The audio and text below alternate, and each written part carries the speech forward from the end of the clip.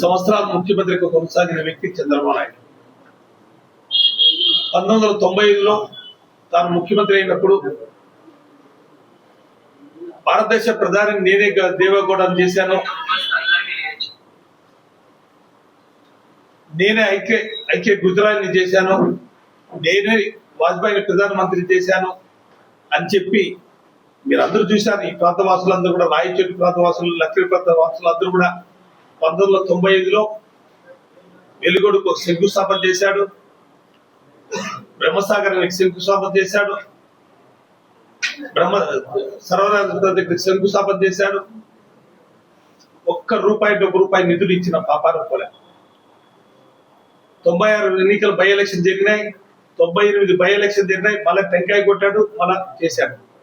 14 సంవత్సరాలుగా రాయలసీమ ప్రాంతం నుంచి ఎన్నికై ఈ ప్రాంతవాసిగా నువ్వు ఈ ప్రాంతానికి తాగునీరు సాగునీరు ఇవ్వాలన్న ఆలోచన చేసిన పాపాలు పోలండి. నిజంగా ఆ మహానత దివంగత డాక్టర్ వైఎస్ రాజశేఖర్ గారు నీకు బుద్ధి వచ్చేట్టుగా ఆ రోజు 2003లో అన్ని ప్రాజెక్టులు కూడా చెట్టు నాటే కార్యక్రమం చేసినా కానీ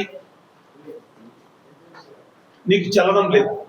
2004 తర్వాత ముఖ్యమంత్రి రాజశేఖర్ గారు ముఖ్యమంత్రి అయిన తర్వాత నా ప్రాంత వాసులు కొన్ని ఏళ్లుగా నన్ను ఇక్కడ గెలిపిస్తున్నారు, నా ప్రాంతానికి నేను న్యాయం చేయాలనే ఆలోచనతో 2004లో ప్రాజెక్టుకి నిధులు కేటాయించి బ్రహ్మసాగరం అప్పటి వరకు కూడా తెలుగుగంగ ప్రాజెక్టు 1983లో రామారావు శంకుస్థాపన చేసినా కూడా అంతవరకు కూడా నడుస్తున్న ప్రాజెక్ట్ ని బ్రహ్మసాగర్ కూడా పూర్తి చేసి 14 టీఎంసీలు ఆ రోజుల్లోనే పెట్టి జాతికి అంకితం ఇచ్చిన వ్యక్తి రాజశేఖర్ గారు. వెల్లుగొల్లు ప్రాజెక్టు కూడా 1.5 సంవత్సరంలో కంప్లీట్ చేసి జాతికి అంకితం చేసిన వ్యక్తి రాజశేఖర్ గారు. ఆయన హయాంలో రాయలసీమకి తాగునీరు సాగునీరు ఇవ్వాలని ఆలోచన చేసిన వ్యక్తి రాజశేఖర్ గారు.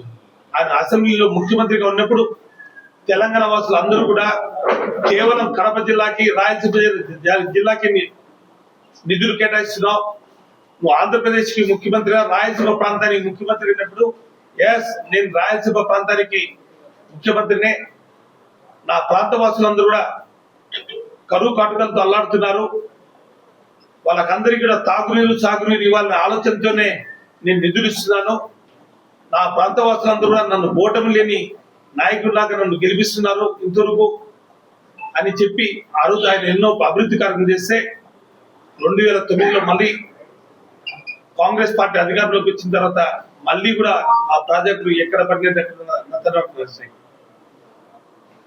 2019లో తిరిగి జగన్మోహన్ గారు ముఖ్యమంత్రి అయిన తర్వాత తన తండ్రి చేసిన పోతిరెడ్డి ఎగ్జిలేటర్ ని 10,000 క్యూసిక్ని 44,000 క్యూసిక్లు చేసి తాను ముఖ్యమంత్రి ఆయనలో రాజశేఖర్ గారు చేసిన దాన్ని ఈరోజు 80,000 క్యూసిక్లు నీళ్ళని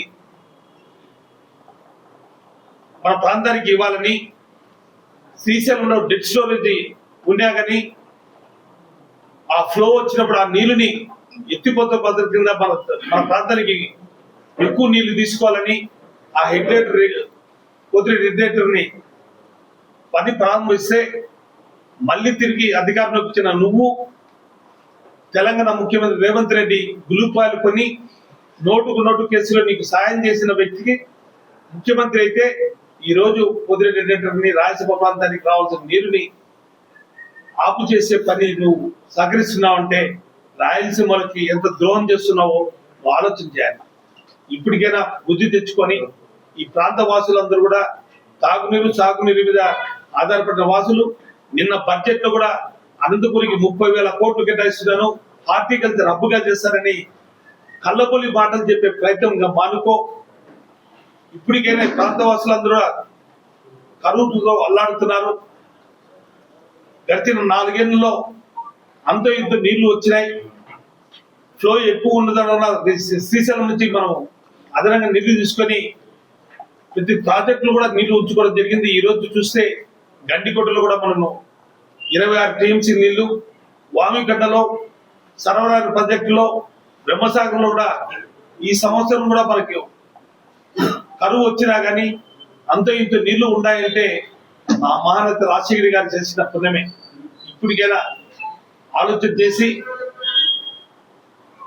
ఇప్పటికే తెలంగాణ ప్రాంతంలో ఆల్బెట్టి డ్యాము, జూరాల అన్ని కూడా హైట్ ఎత్తు పెంచడం వలన రాబోయే రోజుల్లో కూడా భవిష్యత్ తరాల పౌరులకి రాయలసీమ ప్రాంతంలో అన్యాయం జరుగుతుంది. కాబట్టి దీన్ని తీవ్రంగా అందరం కూడా ఖండించాల్సిన, పార్టీలకు అతీతంగా ఉద్యమించాల్సిన అవసరం ఉంది.